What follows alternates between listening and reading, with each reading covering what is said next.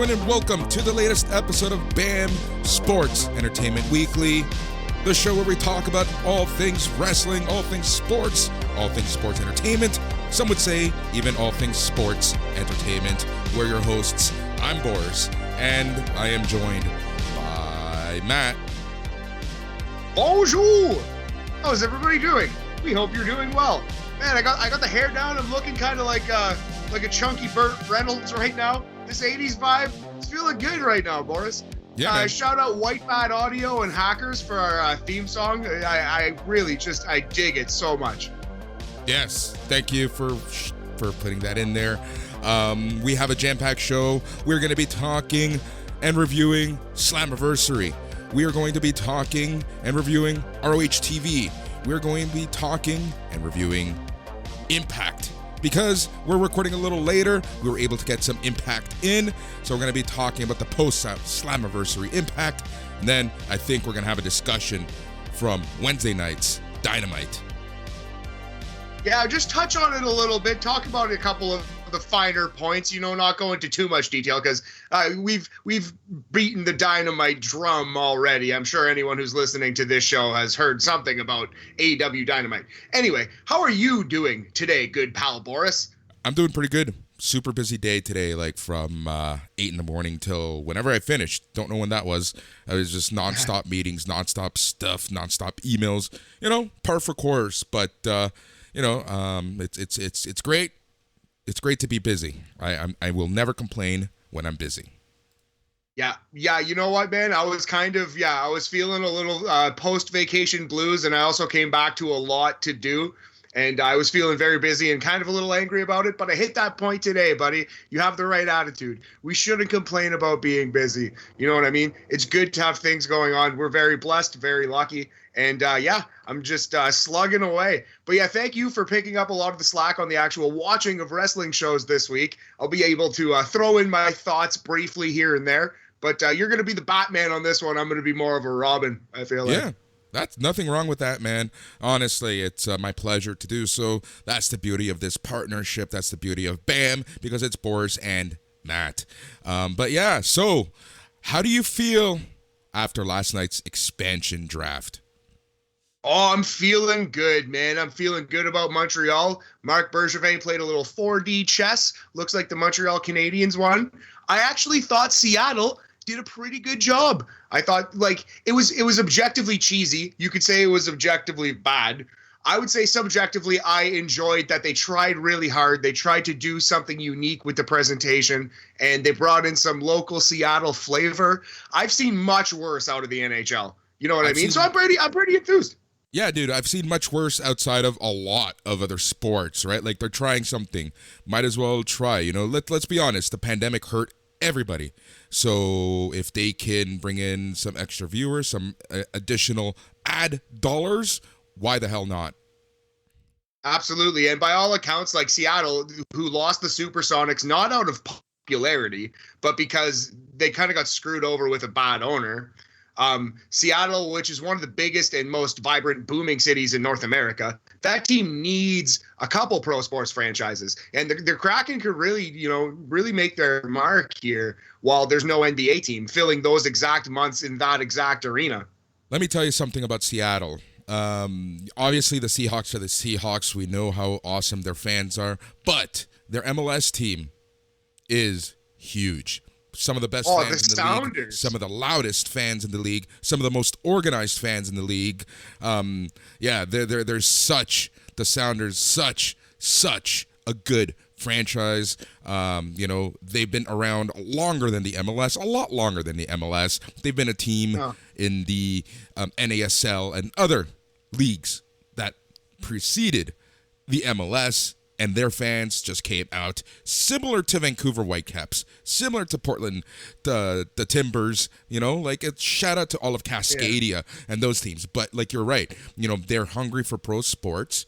The big difference, here's the thing. Seattle, they love sports, right? Unlike Toronto loves pro sports. They love top tier sports. It's unfortunately the reason why the Argos are where they're at. Right? Yeah. It's why TFC is where they're at. Toronto loves top-tier sports. So that's why Leafs, Jays, Raptors will always be king here. Now, there's the sports-obsessed USA, and mainly a sports-hungry city like Seattle, and it's just a perfect storm. So yeah, I'm super pumped for the Kraken. I hope this gets them more noise so that they can bring the Supersonics back, and let's see what happens there. Yeah, and if they did bring the Supersonics back, gotta hurt the Kraken, but you know what? That should be the ultimate goal. And now the NBA somehow is right there with MLB. I think the only two teams, the only two leagues out of the four with 30 teams, right? The NHL now 32, NFL now 32. So both baseball and basketball are pretty much due for expansion. Basketball especially. There's so much talent in the NBA right now, they can easily add two teams. Throw one in Seattle and throw another back in Vancouver or Vegas. Yeah, I was going to ask you, do you see the NBA expanding back into Canada? No, I don't. I think the Vancouver experiment was deemed a failure, perhaps too early, but yeah, they're not coming back. They're going to go to Seattle and Vegas. Those will be the teams 31 and 32 in basketball. Yeah. What's interesting is Vegas, right? Like for me, I never thought Vegas would work because, typically speaking, traditionally speaking, Vegas, people who live in Vegas, they work at night. They work on the strip. Right. They work the nightlife, right? So those teams really need the visiting dollars, the visitors.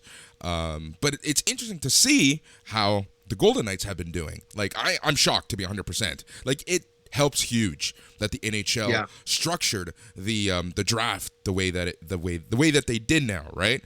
To give them a competitive team right off the bat.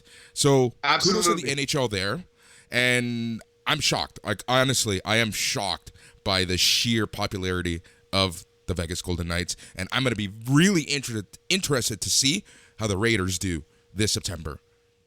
Yeah, that'll be the Raiders. Yeah, it's tough too because the Oakland was such a hardcore fan base. It sucks to see Oakland losing these teams. The Athletics might move too, which would just be brutal. Anyway, but yeah, to your point, yes, 100% agree, man. And I don't know if I would say 100% agree with everything you said because I kind of had high hopes for Vegas. I kind of thought it could work. I was just surprised that no league had tried it. And I'm glad that the NHL, for once, had foresight, and they were the ones who were there first. They got on it. They were on that ball, man. Didn't the CFL try? Like, I know the entire American expansion failed. Yeah. But, yeah, I think the CFL was the first league. Yeah. To be fair, you're right. They did do that, yeah. But the CFL doesn't count. Let's be honest. No, it doesn't. No, it doesn't count. But yeah, no, kudos to the NHL for that. And yeah, you know what? I'm super excited for the Kraken. I know a couple people from Seattle, from my soccer circles, who have season tickets. And another thing, right, with the Kraken in Seattle. Seattle is a big tech company hub now. You have Amazon. You have other companies. You have some offices of Facebook up there. You have a bunch of tech companies up there. And where there's tech companies, there are Canadians. Hence, therefore, hockey will do very well. Dude, it's like San Jose. Silicon Valley, full of Canadians there. That's why the Sharks do really well. Yeah, I have one of my best friends is a Canadian kid from Aurelia who loves the San Jose Sharks. It's funny. He's not a tech guy necessarily, but yeah, I just throwing that in there. But you know what? Seattle's crowd, the gathering of fans they had, really was nice to see. And Boris, you were in a gathering of fans not too long ago. Yes, watching some sports. Yes. How was that? It was really cool. So I talked about it on NXT Talk. I went to the TFC game on Saturday. There was only 7,000 people there. So, it felt okay. Super socially distanced. BMO Field holds about 30K. So it was really socially distanced. Last night, however, Wednesday night, there was another game. And this time they lifted the max capacity to the max capacity of this stage of the reopening in Ontario. So the maximum for an outdoor gathering in sports and concerts and outdoor venues is 15,000 people. Spectators, not workers. So 15,000 spectators. So it went from 7,000 people to 15,000 spectators? Yes. It's a pretty big difference. Yeah, big difference, huge difference. They did a good job of socially distancing people, but there's only so much you can do when your stadium is about half full, right? I think that for the most part, people respected the social distance aspect. All 4 of my season seats are in the south end. The south end is where the entire supporter groups are. So I have 2 seats with the Red Patch Boys, who are one of the main supporter groups. Those seats are always crazy. Nice. So social distancing is second. It's not going to happen, right? But where my other seats were, and where I picked up all 4 seats for yesterday's game, was right behind the net, which is still part of the supporter groups, but a little more tranquilo, right? So it kind of worked out cool. Off to the side. Yeah, a little off to the side, off the beaten path, as we would say. So it worked out really well. The one thing is people do respect mask wearing outside of the bowl, but you're supposed to wear a mask at all times unless you're eating or drinking. That's my one complaint, is that people take off their masks as they're watching the game, which, I understand. Yeah. The reaction, their mindset. But I just wish that's the one thing. I wish people wore their mask there. But outside of that, people were pretty cool. No one got in your face and stuff like that. But it was a great experience. And some of the people that I went with were super COVID conscious, right? They wouldn't even come into my apartment. We would always have to chill outside and stuff like that, just because until they were double vaxxed, they didn't want to take any risks. So yesterday, going from being super COVID conscious to a stadium of 15,000 people was quite the experience for them. But they had a blast, right? Things nice. Are looking up. Here in Ontario, our vaccination rates are super high. In Toronto, vaccination rates are super high. So because of that reason, people feel super comfortable. Yeah, man. Yeah, I please don't take this as any kind of praise for the current administration. But as bad as the last few months were, you got to say at least it kind of worked, and we're kind of in a really good place right now. And if we just keep this ball rolling down this hill just a little further, we could even be pretty safe this winter and beyond. So yep. Knock on all the wood. And Blue Jays are coming back soon, just over a week, right? Yep. 8 days, 7 days, whatever you want to say, depending on when. Yeah, probably 7 days from 7 days from the time that you're hearing this. 1 week, it'll be Blue Jays time. Yep, and I'm super excited. Play ball. I'm super excited. Tickets went on sale officially to public on Thursday and pretty much sold out. The home opener in July, which is hilarious, sold out in under half an hour. Nice. Well, that's good, man. The team is in a really good place. And yeah, Toronto, like you said, they are front runners. This is a city of front runners. Now, I have a question for you. We're talking about summer sports. We're talking about sports with outdoor venues. I have a question for you. 2 questions. Hit me. Question number 1. For rainy, cloudy days, will they close the roof of the Skydome? Because the only reason they're allowed to have 15,000 people is because they are an open roof stadium. Right. So if we're still in stage 3 and they did close it, they'd have to lower the attendance. They would just have to, right? I'm assuming. So there was Shapiro or Atkins, I forget whom was talking. They were basically saying that they're going to crack the roof open a little bit to comply with the rules. So I don't know. Okay. But I just find that kind of really interesting. I think that we'll see what happens. I don't know. I really don't have much of an opinion there. That's just an interesting footnote for sure, buddy. Definitely worth keeping our eye on. But I have no strong opinion until I see what happens either way. Yep. Now, question number 2. We're in the summer. This is the summer months. Do you think that we're going to be in a good position to go into stage 4 of reopening, which is, everything is a go, everything is green, in time for the Leafs and the Raptors? I do. Well, that's the goal. And like I said, that's kind of what I meant by like we just got to continue pushing this ball downhill. But I do think like both leagues are going to make it a major point of contention, and it matters way more in hockey, man. It matters way more in hockey because there's two teams in Ontario, including the Dallas Cowboys of the league, including the New York Knicks of the league, including the big marquee team, right? They need the Leafs, and it really helps if the Leafs are playing in front of, I don't want to say the home crowd faithful, in front of the businessmen and casuals who can afford to go to the Leafs games. Yeah, unfortunately. So you guys dodged the bullet. The Habs dodged the bullet. Carey Price is still a Hab. One man's dodged bullet is another man's 4D chess. I believe it was the great Nate Dogg who said, "Put your nuts on the table, Boris. Let's play the game." And that's what Marc Bergevin did, and we succeeded. No, apparently it was actually like Hartford / Seattle has told. They went and told Montreal that they were going to select Jake Allen, the backup, and that was really going to hurt because Jake Allen and Carey Price were basically going to split 50-50 next year, or pretty close to it. This is all according to Elliot Friedman, the great Elliot Friedman of Rogers Sportsnet. So anyway, long story short, Carey Price himself apparently went to Marc Bergevin and said, "I might miss some time to start the season. I'm not healthy. I make $11 million. If you put me on the block rather than the backup, they're not going to take me. They're not going to take the risk on my contract and my injury status."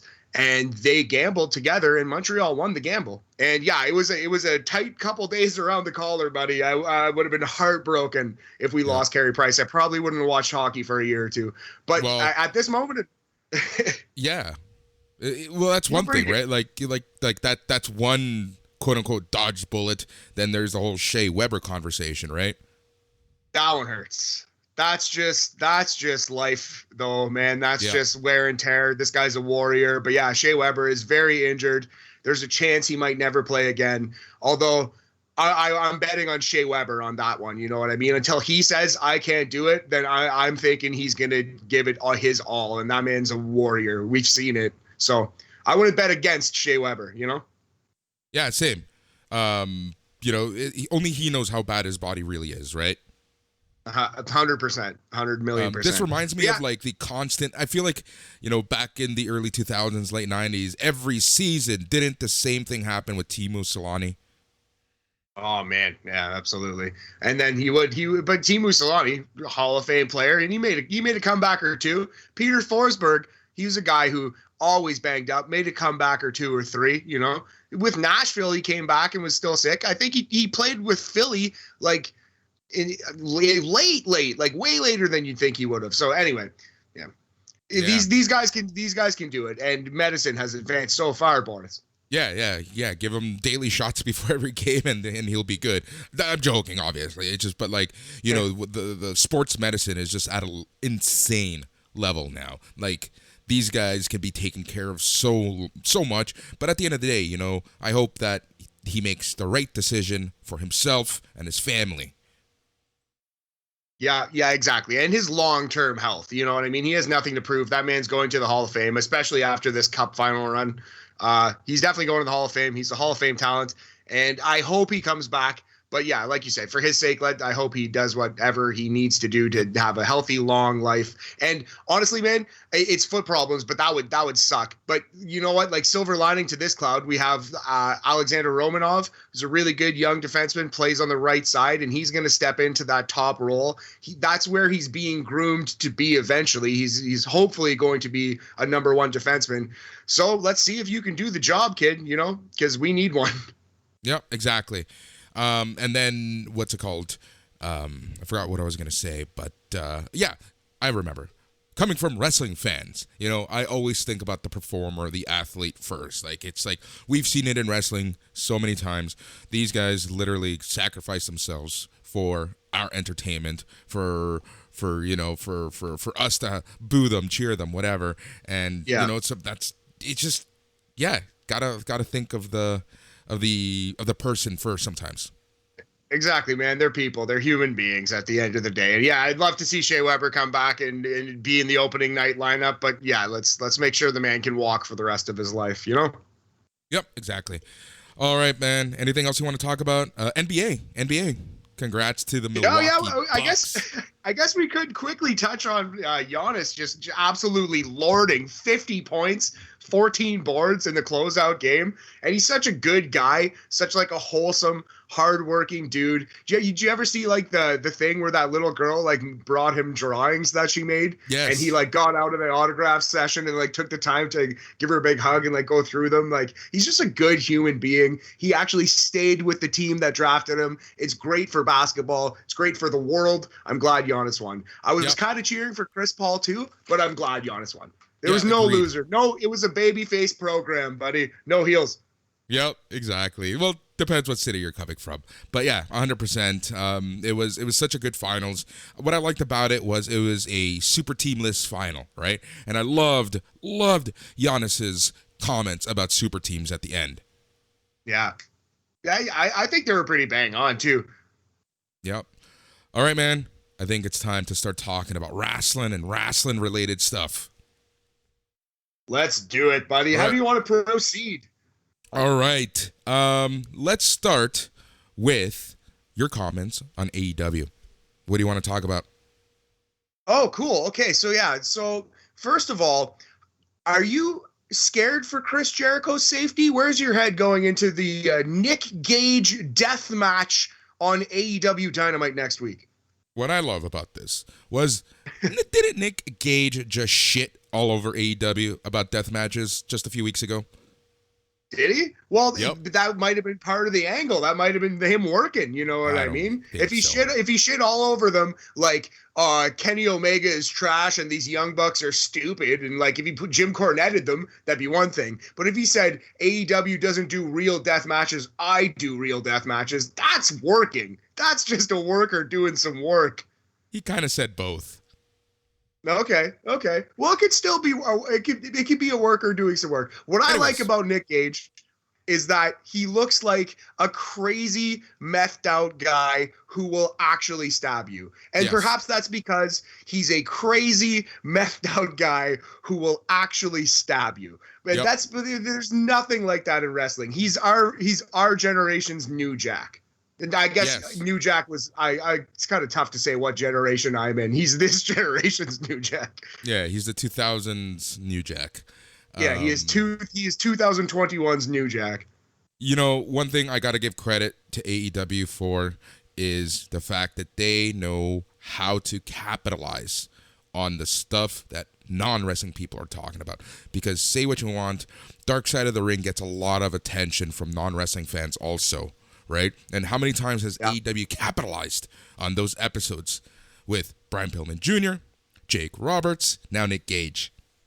Yeah, 100%. And I think it's smart, man. And they should be elevating these people because they have been elevated in the eyes of the public. So why not? Exactly. Why would you not?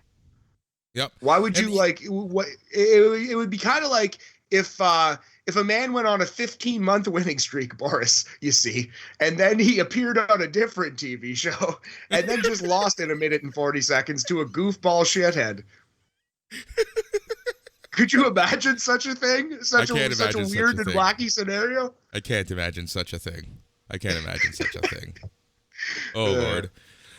But, you know, again, this goes to show you just how, you know, separated WWE's from the wrestling world, right? Like they literally have the WWE universe, and even within the WWE universe, there are silos, right? And it just goes to show you how separated they are from the rest of the wrestling world, which it is what it is, whatever, you know?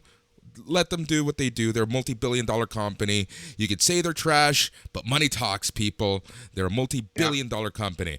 You know, and then you have us internet wrestling nerds, because if you're listening to this show, chances are you're an internet wrestling nerd. We have AEW, right, who kind of really goes out of their way to keep us happy. You know what? Before fans came back, I would have looked anyone in the eye and said, I think WWE is the wrestling promotion of the year. I think if you were, sometimes we refer to the Wrestling Observer ballot because we're nerds and Dave Meltzer is friend of SNME Radio. But if you were to be filling out your Wrestling Observer ballot, my personal choice would have been WWE. right up until the point where crowds came back. Yep. And then it was pretty clear that AEW is, by any measure, the best wrestling.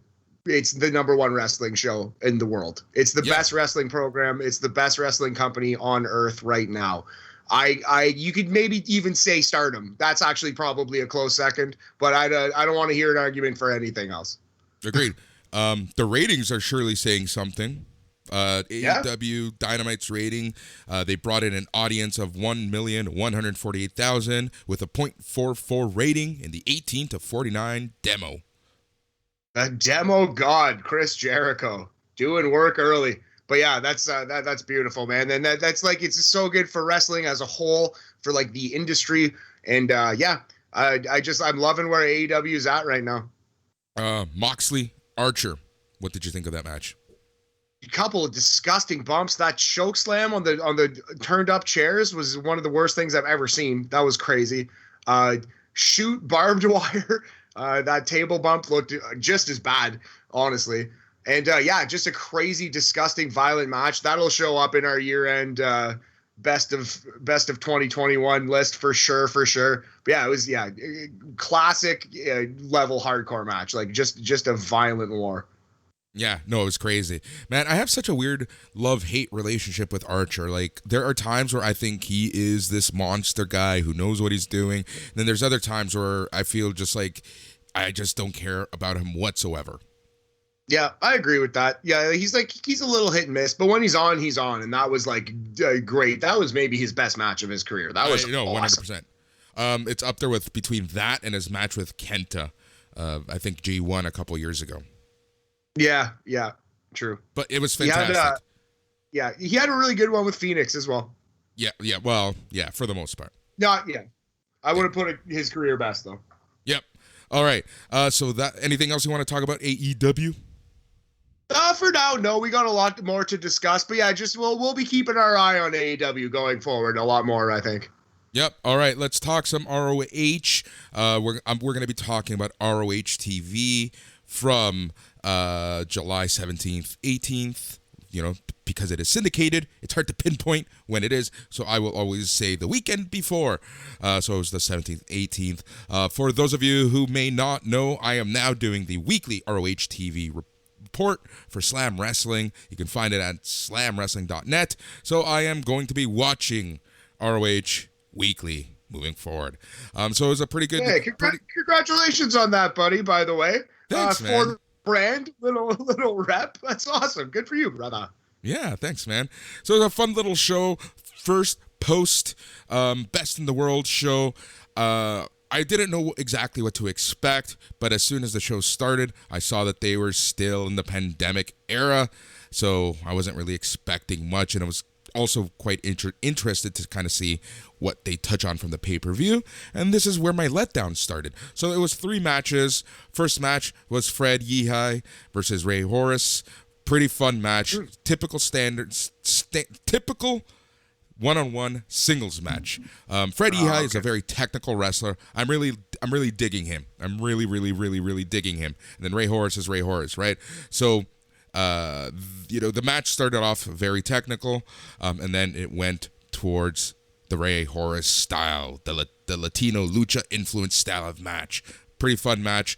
At the end, Fred Yehi climbed the middle rope. Horace realized this, ran to him, also climbed to the second rope, and he delivered a body scissor driver into a cover for the win. So your winner at 9:53, Ray Horace. So I would give this match a 3 handshakes out of 5. Nice, man. Okay, I was going to say, those names, that's a good look. Definitely. Like, I like those 2 names on paper, for sure. I agree with everything you said about Fred. Yes, only, what did you say, 7 minutes? That's, not 9 minutes. 9 minutes? Right on. Yeah, nice little match. Nice little match. Dope. All right, then we got some promos. Mandy Leon, Quinn McKay promo. So basically the story of this match, it's the continuation of the Angelina Love and Mandy Leon feud against Quinn McKay, where they think that she's a joke. She shouldn't be getting into wrestling. But what I loved was Quinn McKay She basically claimed that this is her last opportunity to be a wrestler. She's ready to prove all the naysayers that she deserves to be in the ring. McKay even outlined the parallels in her and Mandy Leon's careers, because Mandy Leon also did start as an interviewer and whatnot, and she said she is ready to beat Mandy, who claims she is a shadow of who she used to be. So this led us into match number 2, which is Mandy Leon, Angelina Love on her side versus Quinn McKay. Fun little match. The match only went 7 minutes, 44 seconds. At the end, McKay locked in the Tangerine Dream, which is a sleeper. Leon was tapping. Angelina Love got the distraction from the referee on the opposite corner. McKay realized what was happening. She had a few choice words to the ref, but Love handed Leon a pair of brass knuckles, who delivered a punch to McKay for the 3. So your winner was Mandy Leon at 7 minutes, 44 seconds. But here's the nice little thing. It was a fun, nice little match. Mandy Leon, not bad. Quinn McKay, I really like her in ring. What's her name? Maria Kanellis was ringside doing commentary, and she is, on the board of directors. So she says the referee can only do what he sees, but I can do what's necessary. Interesting. Okay, so I have a couple questions for you here, buddy. How is Quinn McKay looking in the ring? What do you think of her wrestling ability? Getting better and better. Yeah, like it's awesome. A lot more smooth than her match against Angelina Love. I think that she's improving week over week. So I can see her really making good contributions to this rejuvenated, re-energized ROH women's division. Amazing. I'm glad to hear that, because Quinn McKay is so likable. She's just such a natural baby face, almost like a Jungle Boyish quality to her, right? Like, you just want to like her, you just want to support her. Second question, how are you feeling about Maria Kanellis Bennett's weird benevolent Stephanie McMahon character? Sure, I'll take it. You know what? It hasn't annoyed me just yet. So let's roll with it, right? She's a good talker. She knows how to talk. I think that's something that ROH always needed in their women's division. They've never been bad wrestlers, but characters and stories have always hurt a lot more because they haven't been the best actresses, the best talkers. So I think Maria really adds and helps them, right? You kind of have someone in the know. Yeah, that's a great call, definitely. I'm not sure if I'm digging what I've seen of this character, but then again, really all I've seen of this character has been the one promo on Best in the World, which didn't really super land, but we'll give him a chance. You know what I mean? Like, I have high hopes for her as the Stephanie McMahon of ROH. Yep, exactly. So yeah, I agree with you, right? Like, I agree with you, but like I said, she has the experience. We know what she can do. We've seen her in TNA, we've seen her in WWE, we've seen her everywhere doing this type of work. So why wouldn't it work? Anything else you want to talk about before we move on to the main event? No, let's do it. That was all I wanted to touch on. So the main event was Shane Taylor Promotions, which consisted of O'Shea, Edwards, Khan, Moses, and Shane Taylor, and they faced off against the Foundation, which consisted of Jay Lethal, Rhett Titus, Hot Sauce Tracy Williams, and, for one night only, Joe Keys. So the reason why Joe Keys was in this match was because John Gresham was injured in the ring during training. So Hot Sauce Tracy Williams said, "Tonight you're going to wrestle with us." So nice little 8-man tag to end the show. And it was a fun little match, right? Like, you had your typical hot tags. You had your typical heels cutting off the ring in half to keep the advantage on their side. It was your typical 8-man tag. Nice. How did Moses look? We've circled Moses almost every time we've watched STP. He is so good. He is so freaking good. Awesome. Love me a big man who just has some crazy offense. We compared him to Jamal in 3 Minute Warning. That type of Pokemon. Love me some Moses. As good as Moses and Khan looked, O'Shea Edwards looked even better. Nice. He's a kind of a background member, but he was surely highlighted in this match, and he looked fantastic. Like, he caught Jay Lethal while doing the lethal injection and just tossed him to the side. He was just so good. And not to take anything away, but Shane Taylor himself was great. He kind of delivered one punch that just knocked Jay Lethal out of the ring into the outside. It was so well done. Oh, always good. Always a good spot. The single punch. Do you remember on SmackDown, Here Comes the Pain, I think it was? The Kung Fu straight punch finisher? I remember that because my cousin used it as his finisher and routinely kicked my ass. But the Kung Fu straight punch right out of the ring. Good stuff, Boris. Yeah, it was, So, Pandemonium hit.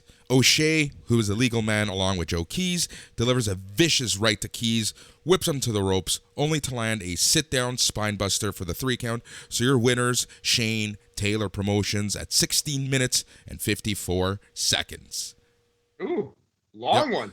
Yeah, it was a fun little match. And then announced for next week, you have PCO versus Sledge and Eli Ism versus Dalton Castle versus Dak Draper. Oh, there it is. There it is. The 6-man tag team explodes. Yep. All right. So going back, I forgot to rate the women's match. So I would give this match, again, 3 handshakes out of 5. And I would give the main event, the 8-man tag, a 3.5 out of 5 handshakes. 3.5 handshakes out of 5. That is, here at B.A.M Sports Entertainment, a B. That is a 70%er. Good stuff. Overall, pretty good show, but I kind of expected more from a post-pay-per-view TV show. I fully understand that their syndicated nature and taping schedules can make this difficult, but really, after a major pay-per-view, after you get fans back, I was a little disappointed. So, overall, I would rate this show a 3 handshakes out of 5. Nice, man. I feel like that's a pretty straightforward and fair review. I wouldn't, I take no umbrage with that, buddy. Makes a lot of sense. Exactly. All right, man. So that is ROH, and I think we're going to leave Impact to the main event because it's time to talk about 2 Impact shows. We're going to talk about Slammiversary, which aired July 17th, 2021 on pay-per-view at Fight.tv, and we're going to talk about Impact Television from July 22nd. Nice. So I probably should do this chronologically and go with Slammiversary first. I also have here the pick contest. We can kind of go through this as we do it. I'll give you a little spoiler, Boris. You jumped back on the horse and you won this one, but we both, this was not something to write home to mom about for either one of us. But you did take less egg on top of your face this week. I know. I as I'm watching the show, I'm like, ooh, we both got that one wrong. Yeah, a couple times it was like, oh, we both got that one wrong. Oh, both got that one wrong too. We'll get into it, the finer points of this here show. All right. So, Slammiversary, July 17th, 2021, from Nashville, Tennessee at Skyway Studios. So the pre-show was 43 minutes of nothing, and then it was D'Lo Brown and Matt Stryker, who checked in from ringside, who just talked a little more. So the first match of the show was for your knockout tag titles as Kiera Hogan and Tasha Steelz faced off against Havoc and Rosemary. Nice. So our girl Rosemary, big W here. And this was on the pre-show. Yeah. Interesting that they would do a switch on the pre-show. Yeah. I'm not shocked. Money in the Bank, the SmackDown titles, the Usos beat the Mysterios in the pre-show. True. But you know what? I also said, interesting that they would do a switch on the pre-show when it happened there too. Title switches is all the rage in the pre-show these days. Yep. All right, so broadcast team noted that Hogan was legal after making a blind tag. Steelz performed a big dive from the top rope onto Rosemary and Steve on the floor. Hogan worked over Havoc inside the ring. Hogan put Havoc in a sleeper, but she no-sold it and countered into her tombstone piledriver and scored the pin for the win. So Havoc and Rosemary defeated Kiera Hogan and Tasha Steelz in 8 minutes and 55 seconds to win the Knockouts tag titles. Nice. So yeah, we both love Rosemary. I'm glad to see her hold the title. It's very nice for Decay, as it were. Poor tough beat for this Faya and Flava. They just keep getting these titles bounced off them like a Super Bowl. Well, and it's funny because what were we saying last week on the show? They're not gonna keep tossing these titles around. You know what's funny, Boris, is that you actually did say that. And that was the difference in this show. That's basically why you came up on top, because you did correctly predict that Rosemary and Havoc would be victorious in this one. Yep. Go figure.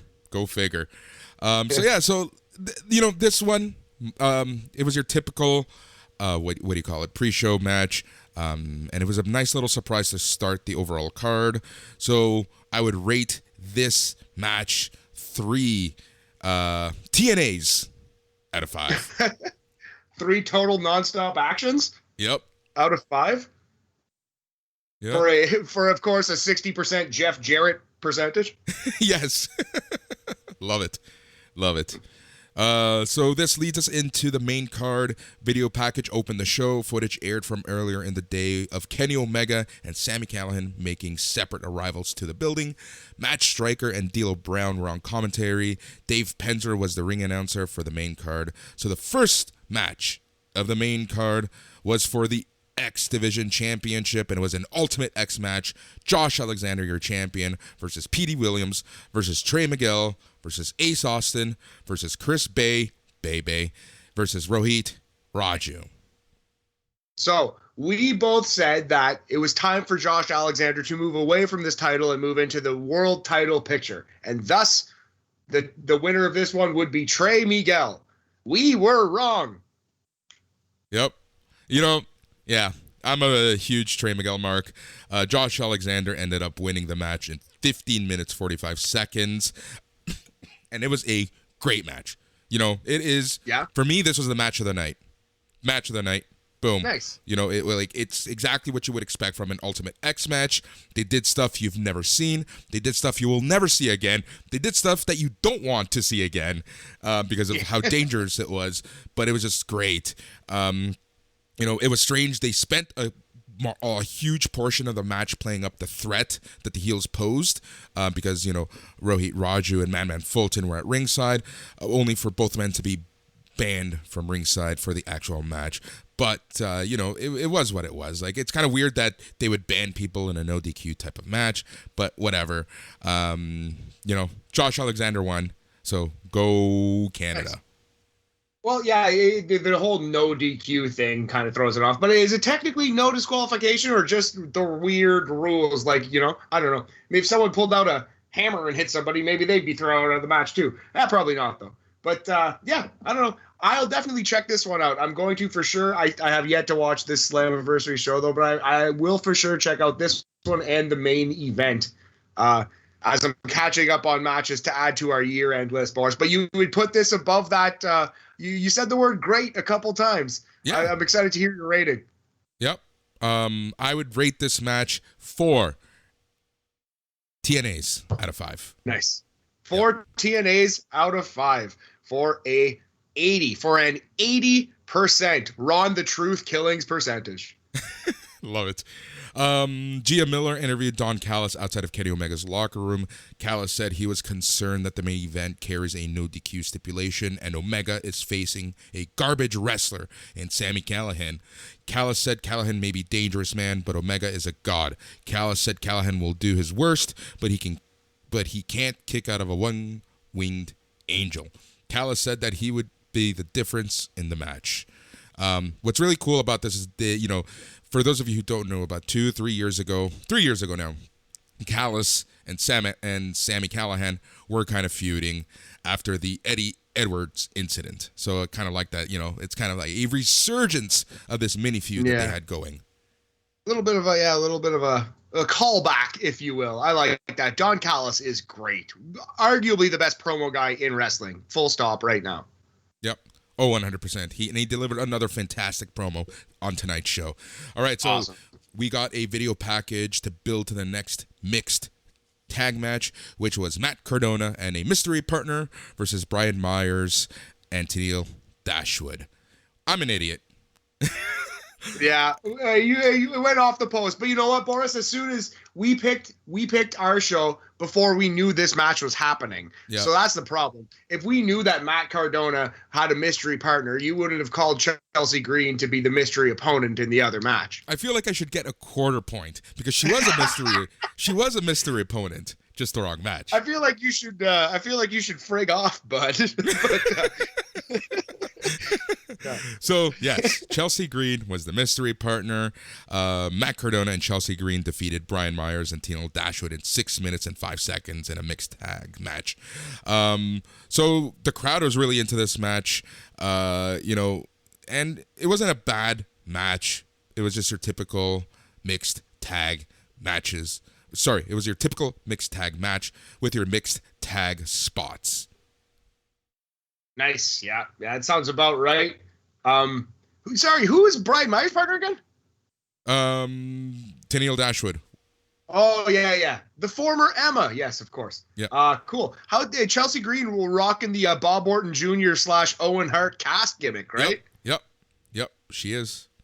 Nice. Yep. I like Chelsea Green. Actually, what I really liked was at one point Chelsea Green delivered a Canadian destroyer on Myers. On Myers? Yeah. Nice. Yeah. Oh, man. So that was kind of That's good. I'll take it. All right, so I would rate this match. It was what it was, so I'm going to give this 2.5 TNAs, total nonstop actions, out of 5. Nice. A 50% Sonny Siaki percentage. It's on the Mendoza line. Yep, this is the Mendoza line. Yeah, so we get a video package for the next match, which was W. Morrissey versus Eddie Edwards. W. Putting the W in W. Morrissey. Yes. Your typical stuff match. A lot of stuff happened here. I don't know. I didn't really care for this match too much. I like Eddie Edwards.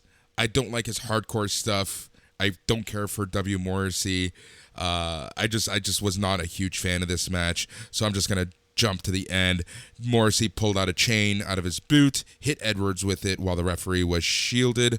Morrissey returned to the ring and powerbombed Edwards before pinning him. So W. Morrissey defeated Eddie Edwards in 11 minutes. Your eyes just bulged out of your head. 11 minutes. It sounds like you did not enjoy this one, my friend. Nope. This one is getting 2 TNAs out of 5. 2 TNAs for a 40% Shark Boy percentage. Yep. It is a fail below the Mendoza line here at B.A.M. Here's the thing. You knew W. Morrissey was going to win. So you didn't need to go 11 minutes for this. Especially if you're trying to create a monster in W. Morrissey. He should have beat him in Sheamus Daniel Bryan time, right? Like cranked him like a Bobby Lashley cranking young Kofi Kingston. Yep. Young Kofi Kingston. So yeah, decent. It was less than decent. Right guy won at least, which cannot be said about a match later in the night. So we get a pre-taped Moose promo. He spoke about facing Chris Sabin and said he would face the consequences. A video aired with someone destroying a Long Live the Drama King poster. Gia Miller interviewed a fan named Miguel who won a Superfan contest. Madman Fulton and Mahabali Shira made their entrance to cut the fan interview short. Scott D'Amore entrance music hit. He played and walked onto the stage. D'Amore played to the fans by saying he was happy to see them back in the Impact Zone. D'Amore assumed that Fulton and Shira were ready for action and then introduced their opponents. So it was Finn Juice coming back to face Madman Fulton and Mahabali Shira. Nice. Finn Juice. I love me some David Finlay. And honestly, Juice Robinson really improved to the point where he's very enjoyable. Good watch as well. But yeah, David Finlay, great wrestler. Yeah, 100%. Really enjoyed this. I enjoyed the fact that Finn Juice came back. And I enjoyed the fact that, to make an impact, pun 100% intended, you get a quick win. So Finn Juice won in 1 minute and 15 seconds. There you go. See, so that's perfect. That's the kind of match that achieves exactly what it needs to achieve, Boris, you know? Exactly. So I'm going to give this match 3.5. Sorry, 3 TNAs out of 5. I'll take it. I accept it. It's 60% bowed up percentage, but it's a definite pass. You know, they did what they needed to do. It accomplished exactly what it needed to do, right? And you can't give it more because it's not a freaking wrestling classic. It's not WrestleMania 12 main event, but it's also not Karrion Kross losing to Jeff Hardy levels. Exactly right, buddy. A video package set up the Moose Chris Sabin match. So I gotta say, this match went 12 minutes. It was a good match. A lot of people give Moose shit. A lot of people don't like Moose's in-ring. I don't mind it. Chris Sabin is Chris Sabin. This was one of Moose's best matches. Kenny Omega match included. Really? Yeah. So the broadcast team marveled over Moose being able to perform the move his size because he was able to do a fall-away moonsault slam. Holy shit was heard all around the broadcast. Moose ragdolled Sabin into the barricade multiple times. Back inside the ring, Sabin caught Moose in a pin for the upset win. So it's your typical roll-up surprise win. So that's the one thing that for me really hurt the match. And I was shocked at the fact that Sabin did go over at 12 minutes. But it was a good match up until then. Yeah, that's definitely one that we both got wrong, and I mean, rightfully so. I feel like that was a pretty big shock. But yeah, good on Sabin. You think they're grooming him for a Kenny Omega match? I don't know. That's the thing, right? Like, I honestly thought that they were grooming Moose for another title shot. So I don't know what's going on here. I don't think they're grooming Chris Sabin for a title match. I really don't. So I don't know what the point of this really was. And really, you know, thinking about it, Chris Sabin is Chris Sabin. Moose can easily rebound and rehab from this match. So I think it's fine. So because of that, I was originally going to give this match 3.5 TNAs, but because of the ending and just the, you know, it's becoming more and more of a thing in wrestling, the surprise roll-up win. So I'm going to drop it down to 3.25 TNAs. Becoming a little bit cliche, becoming a little bit of a, you know, a little bit of a trope, if you will. It's a crux at this point. You know? So that's, so you're going 3.25? Oh, you're throwing a curveball at me. So what is that? Is that a 65? That's a 65. % Jose Maximo percentage? Is my math correct on that? 65? All right. I think so. All right. The broadcast team recapped the Knockouts tag title change from the pre-show. Rosemary Havoc, Crazy Steve, and Black Taurus delivered a backstage promo. A video package set up the tag title match. So it was Violent by Design, Rhino, and Joe Doring versus the Good Brothers. Man, oh man, do I love myself some Joe Doring. Joe Doring, eh? A big Joe Doring guy. I like the very few Joe Doring matches that I've seen. I've probably seen 4 or 5 in my life. It was good. It was honestly good. So we got some showdowns. We got at one point Gallows distracted the referee. Anderson performed a cutter on Rhino. The Good Brothers hit the Magic Killer on Rhino, and then Gallows pinned him. So the Good Brothers, Doc Gallows, Carl Anderson defeated Rhino and Joe Doring, Rich Swann and Willie Mack. And then, so I completely fucked that up because there were more people in this match. This is also fine. We feel. And this was it was a fatal 4-way tag match. Yeah, there's a lot going on. It's fine, brother. But here's the thing. So one item of note is Falaba. So TJP wasn't in the match anymore. Falaba introduced his new opponent, and it was No Way Jose. Oh yeah, just under the moniker No Way, dropping the Jose. Yeah, yeah. How did not Jose look? What did you think of the work of the what's his name, like Louis Valens or something like that? I forget. Have no idea what his name is. I don't know, man. It was okay. I wouldn't say no way just yet. Nice, man. Well, that's good. That's good to hear. Yeah. All right. What did you think? What did you think of the match overall? It was all right. Like, it was a lot. Like, you have a fatal 4-way tag match. Impact's production isn't good enough to keep up with these type of matches, so it really hurt the match at the end of the day. And really, it was violent by design against the Good Brothers. That's why in my notes I had that. The other teams like Willie Mack and Rich Swann and the Falaba and No Way were kind of secondary to this match. Nice. All right. Well, that kind of sucks. Yeah. In retrospect, I guess it was pretty clear that the Good Brothers were going to win because of the push they're getting. But I thought they were just going to kind of stop being in TNA soon and just be all elite. Yeah. So whatever. It was what it was. Good Brothers won, and I give this match 3 TNAs out of 5. Nice. 3 TNAs out of 5. 60% Elix skipper percentage, Boris. That's a good one. So apologies for screwing that match up. Yeah. So Kenny Omega. Kenny Omega and his various titles were shown inside his locker room. A separate shot aired of Sami Callihan. A video package spotlighted the knockout champion Deonna Purrazzo. So then this led us into Deonna Purrazzo versus a mystery opponent for the Knockouts Championship. And man, I was 100% surprised by the mystery opponent. The mystery opponent was none other than AEW's newest signing, Thunder Rosa.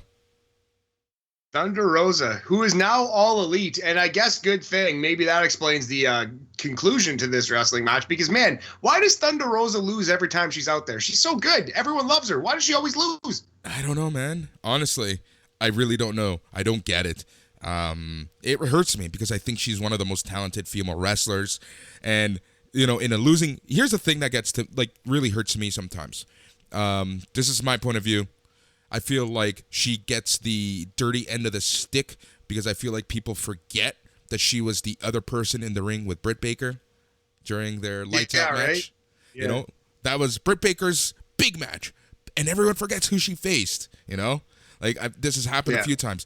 The feud in NWA with Serena Deeb, everyone always forgets who made Serena Deeb look better than she is.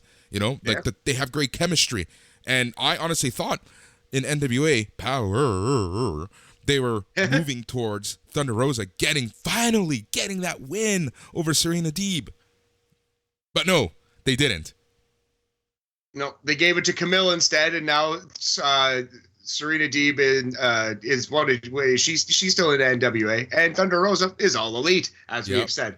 But very, very strange. But hopefully now that she's signed, she can start getting some W's under her belt. I don't think if she's won 1 or 2 matches since she beat Britt Baker in that street fight. Yep. So overall, this was a good match. I 100% thought Slammiversary, 90-day no-competes are finishing. I honestly thought and wished that the mystery opponent would be Mickie James leading into this in the night because they were really heavily teasing Mickie James. And in my opinion, it would have made more sense. Bound for Glory and Slammiversary are your 2 major TNA pay-per-views. They like reaching into the history vault and talking about their history, and that's what they were doing leading up into this match. So I 100% thought that Mickie James would be the challenger. But no, it was Thunder Rosa, and nothing wrong with that. It was a very fun match. Purrazzo and Rosa were trading strikes. Purrazzo knocked Rosa down with a kick. Rosa got up and returned the favor with a kick of her own, then set up a Thunder Driver, but Purrazzo countered into a pin for a near fall. Purrazzo hit the Queen's Gambit pile driver and scored the clean win. So your winner and still Knockouts champion, Deonna Purrazzo. Awesome. Well, clean win is kind of disappointing, but it sounds like it was a solid match. What kind of? Here's the thing. Let me talk about the after-match shenanigans because I think that this leads into the score. So after the match, Purrazzo took the mic. Before she could speak, Mickie James made her entrance to hardcore country theme. The fans chanted "Welcome back." James said it was good to be in front of a live audience again. Purrazzo said it's her division. James said she wasn't there to fight and ran through Purrazzo's Impact credentials before adding that she had mad respect for her. James said she is producing the NWA Empowered pay-per-view and invited Purrazzo to appear at the event. Peraza said every company wants her on their show. She said James claims to respect her, but she didn't respect her enough to let her have her moment on the show, which I love that line. Peraza told James to get the hell out. James slapped her and ended up super kicking Peraza. Ooh, the super kick, the Mick kick, if you will. Kick, yeah. So overall, this match, I'm going to give this 3.5 TNAs out of 5. Nice. 3.5 TNAs, a 70% amazing red percentage on this one. That's dope. Good, strong little bit of storytelling at the end, too. Glad to hear it. Poor Thunder Rose. Yep. All right. The broadcast team hyped Impact Homecoming, which is their Impact Plus special on Saturday, July 31st. They also set up a video package that announced Bound for Glory for Saturday, October 23rd in Las Vegas. The AEW, AAA, and JPW logos were shown during the video. So this is being touted as a all-hands-on-deck event. Wow. It'll be very interesting to see how that turns out. Yep. Exactly. High All hopes. right. And then this leads us into the main event of the night, which was Kenny Omega with Don Callis versus Sami Callihan in a no DQ match for the Impact World Championship. Yeah, so a garbage match, your typical Sami Callihan fare. I saw a couple like GIFs and things, out there. But yeah, how did you feel about this one? Did you feel it was better than Moxley Archer? Did you feel, that kind of level at least, or worse? Or I liked. Here's the thing, I liked Moxley Archer more because of the crowd. Yeah. They really added to it. Makes a lot of sense. The Impact crowd, much smaller, which is fine. And they did add to the match, but I just thought that, the intensity was brought by both Moxley and Archer. This match had a lot more stuff into it. You had the ref bumps, you had forks, you had your typical hardcore stuff, Sami Callihan stuff, right? And Omega loves doing this stuff. And then the Good Brothers walked onto the stage. They were cut off by Eddie Edwards and Chris Sabin, who quickly fought them to the back. Callahan performed another pile driver. The original referee made a slow count for a near fall. Callahan poured thumbtacks all over the ring. Callahan set up for a pile driver, but he was distracted by Callis. Omega threw tacks at the face of Callahan, hit him with the V-trigger knee. Omega knelt on the tacks and then hit Callahan with a V-trigger. So he had thumbtacks sticking out of his knee pads and hit him with a V-trigger. Omega covered Callahan for a near fall. Omega shoved tacks in Callahan's mouth, hit another V-trigger, followed up with a one-winged angel onto the tacks, and scored the pin. So again, my one complaint about Omega is too many V-triggers. When he hits 5, the match is over. Yeah, man. Yeah, the V-trigger, I almost hate that move because it looks like it should kill somebody 90% of the time, like end of life. So the fact that he hits 7 in a match just takes me out of it. Every time Kenny Omega has ever gone on a huge V-trigger strand, it's taking me out of the match, honestly, which is tough for the Omega Okada matches because that's basically all they are. But that's what happened here. Yeah. And the match, dude, was 27 minutes, 45 seconds. Oh, yeah. Wow. That's long. And you know what? Not to sit here and nitpick a match that I didn't even see, but you know what else I hate, Boris, is the thumbtack in the mouth spot. Yeah. I've seen that enough that I don't ever have to see it again. Yep. I agree. Yeah. Sorry. No worries. What would you put? Here's the thing. Let's talk about the closing angle. After the match, the Good Brothers came out, joined Callis in celebrating with Omega. They all made the 2 sweet hand gestures, and then the lights went out. The Bullet Club logo appeared on the screen as Switchblade Jay White made his entrance with the Never Openweight Championship belt. White entered the ring. Callis and Omega threw up the 2 sweet sign. Before White could respond, the Impact graphic appeared on the screen to end the show. Nice. And that was on purpose. It wasn't like a Impact snafu from production like we've seen before. That wasn't Goldberg DDP Halloween Havoc. Very good. Yeah. So it sounded like it was a pretty good show. It was a really good show overall. Like, I know the scores aren't reflecting it per se because I feel like the overall booking of the matches themselves kind of were weird, but everyone gave a huge effort. The fans were fantastic throughout the show. It was great hearing fans, number one, and seeing fans, and fantastic that TNA can still sell tickets to people. But overall, it was a fun show. This main event, I would give 3.5 TNAs out of 5. And yeah, like I say, overall, it was a pretty fun show. You had some fantastic matches. You had the Ultimate X Division, which is great. Both women's matches were really good. And then you had stuff like W. Morrissey and Eddie Edwards, and I personally, I love the Finn Juice thing just because I like Finn Juice a lot. It was what it was. Awesome, man. Well, yeah, it sounds like a pretty solid. Watch. Good showing from Impact for sure. So just to tie a bow around the pick contest aspect of the proceedings. So during the show, we had 7 matches to pick from by the time that we got to the pick contest. So in those 7 matches, I went 2-5. Not good, Boris. 2 wins, 5 losses, below the Mendoza line by quite a ways. I was picking up some steam after my terrible NWA When Our Shadows Fall 0-7. Worst thing I've ever done in my life. Anyway, my current record is 27-26. I am 1 game above 500. Boris, you finished 3-4 on this show. 3 wins, 4 losses, both below the Mendoza line on this one, buddy. But you're still doing much better. 7 games up on me, 34-19. 34 correct, 19 incorrect. How many shows do we have of picks before SummerSlam?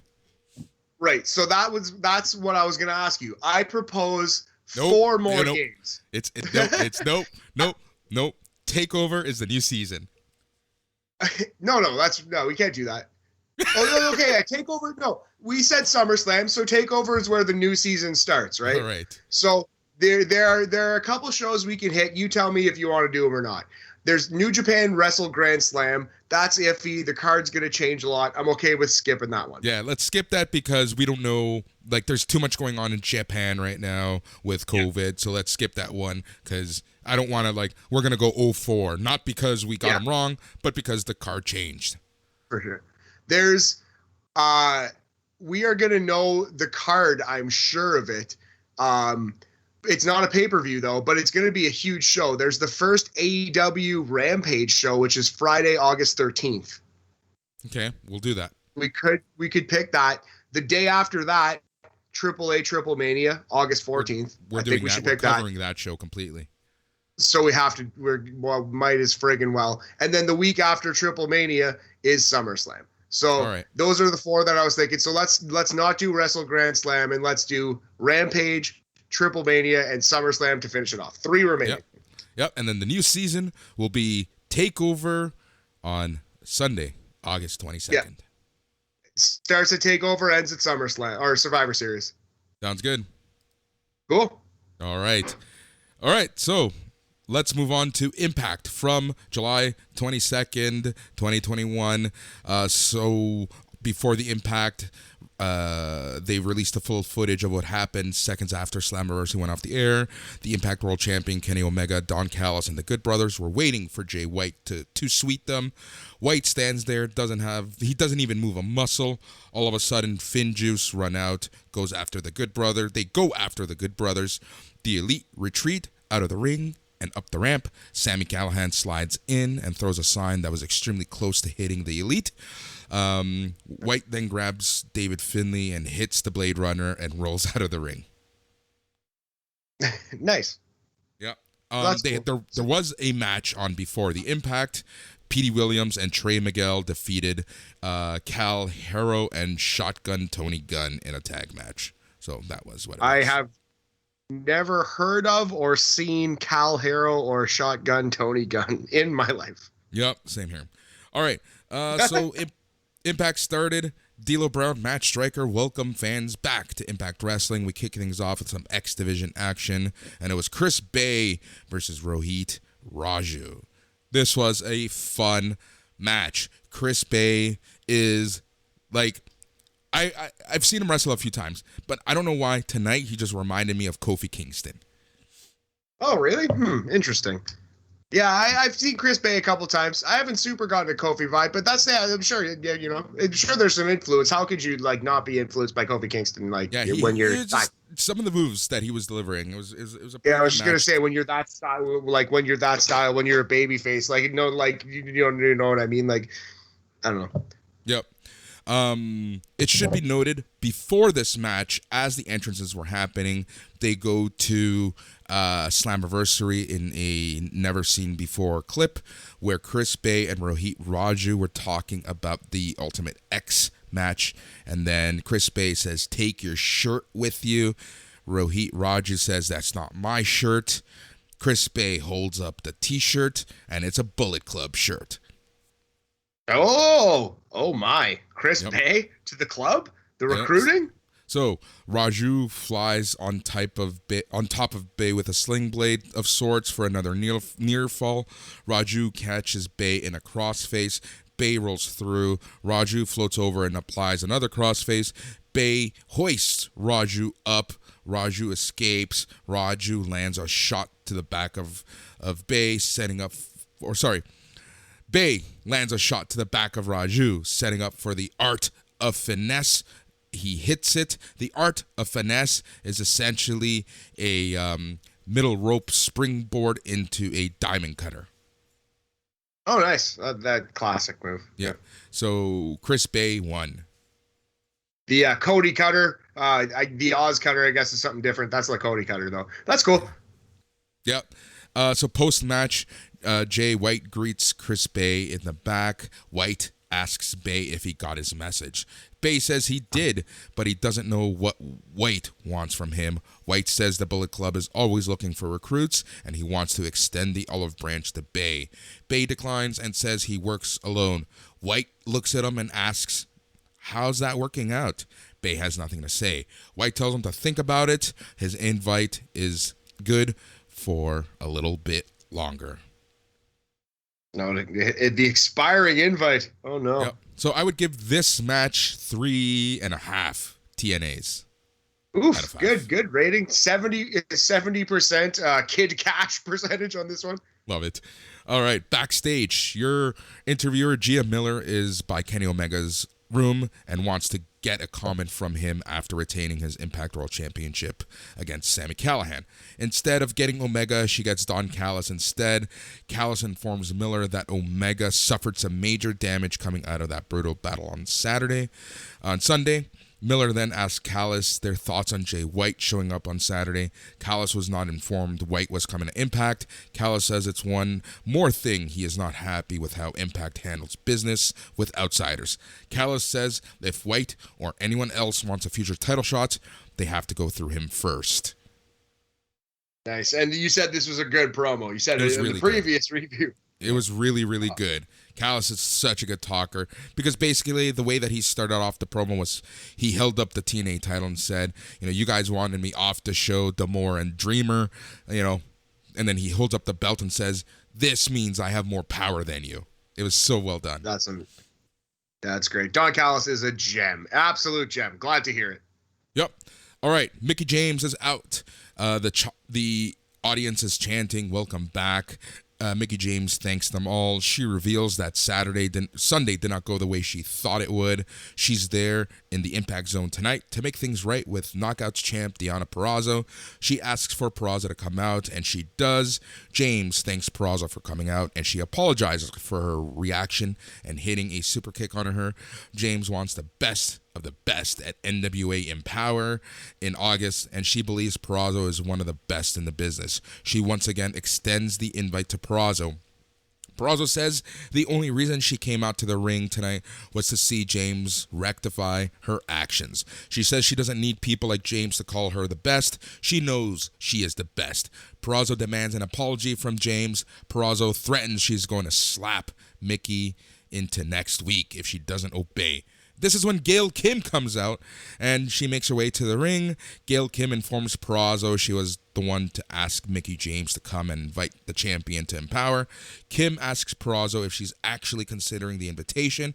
Mickie James then adds that if Purrazzo wants to add a brick to her legacy, then come wrestle for this historic event.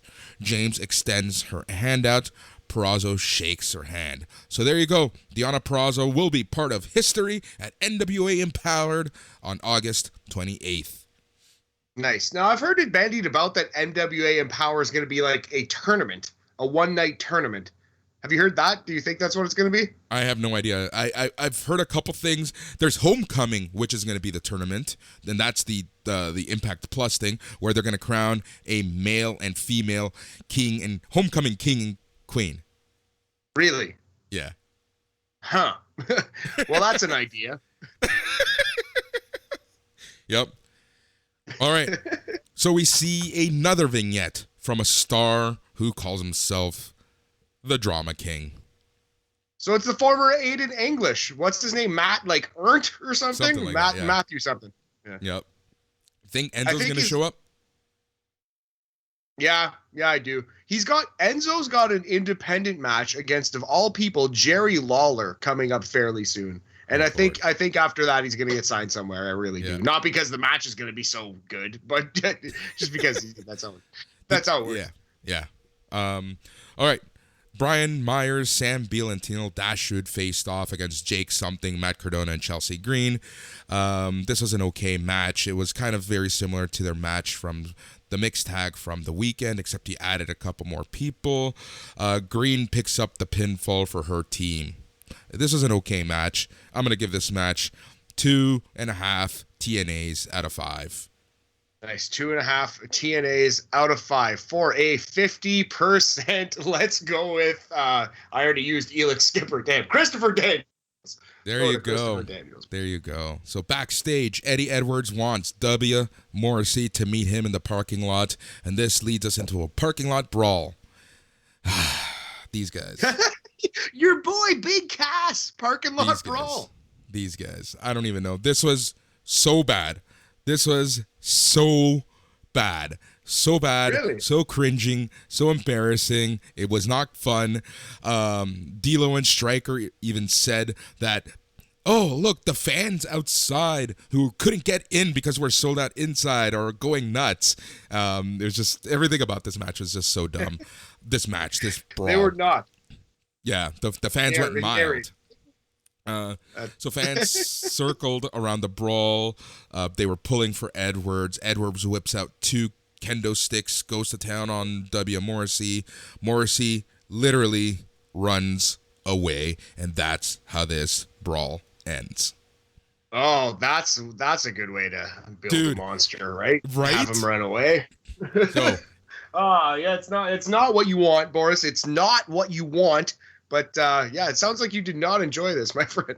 My friend, this is getting 0 TNAs out of 5. A full fail, a dud, a 0% abyss percentage. Deep in the abyss it was. Dude, you're trying to build a monster in W. Morrissey.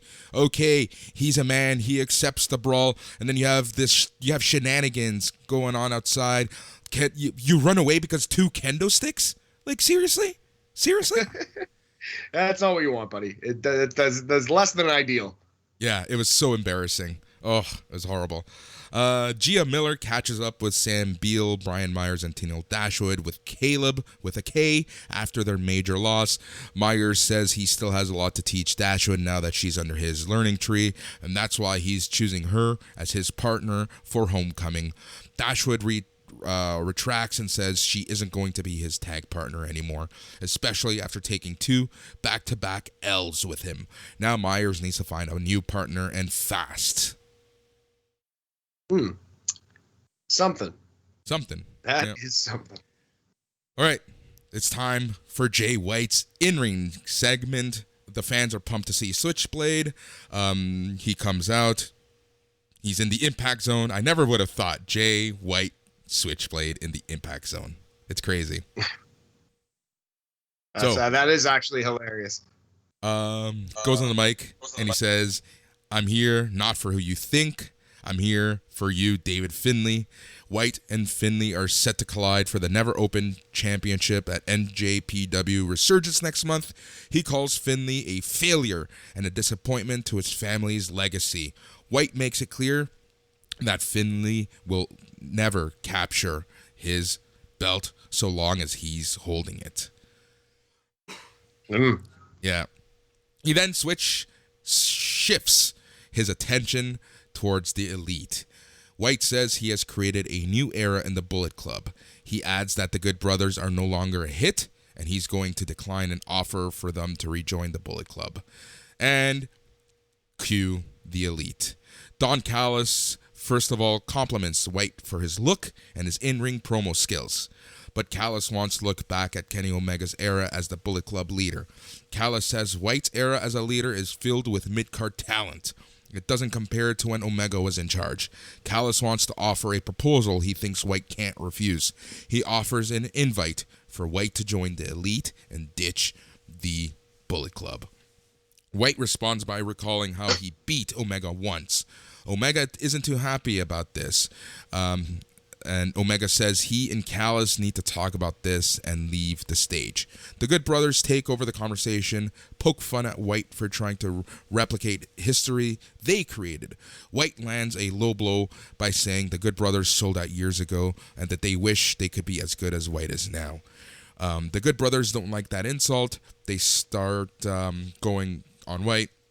And then this leads to a 2-on-1 beatdown. Everyone is waiting for someone to come out. And this is when Chris Bay answers the call. Bay sends the Good Brothers out of the ring. And it looks like Chris Bay is closer to accepting Jay White's offer to join the Bullet Club. Very, very interesting. So another thing that I find interesting is they brought Kenny Omega out, but they didn't let him talk at all. Kind of weird.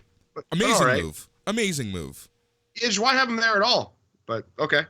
Yep. Yeah, right. But hey, look, Matt, you and I complain about Omega's promos. That's why Don Callis is there, right?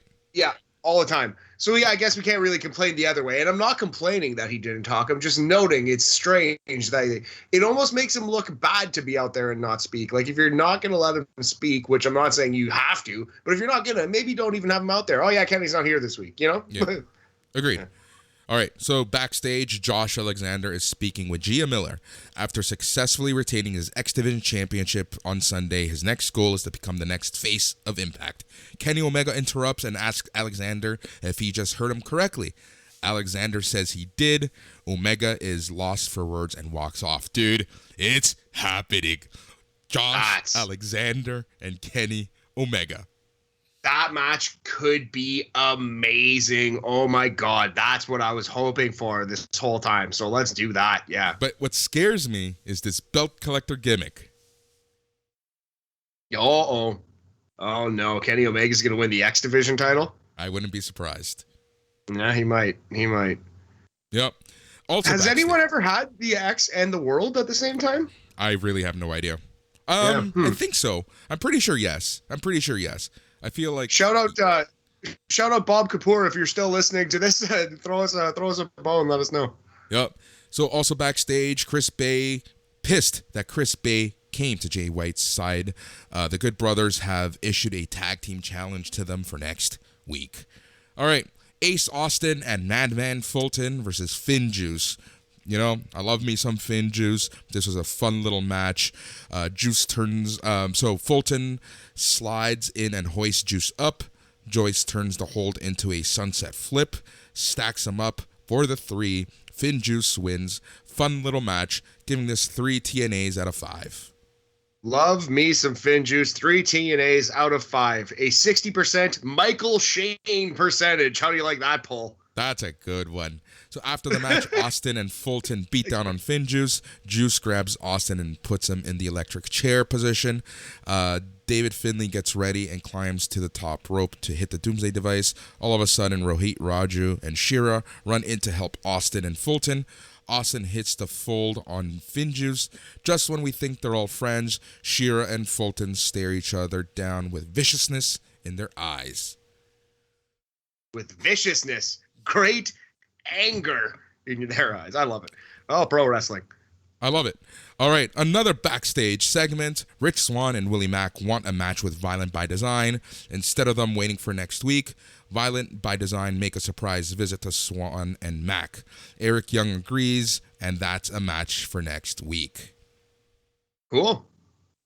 Yep. Eric Young? How's Eric Young looking these days? How's the promo coming?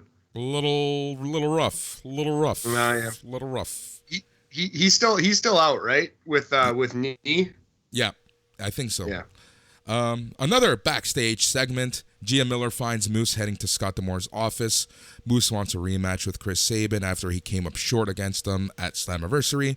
D'Amore grants Moose and Sabin this rematch as the main event for next week. The main event? Oof.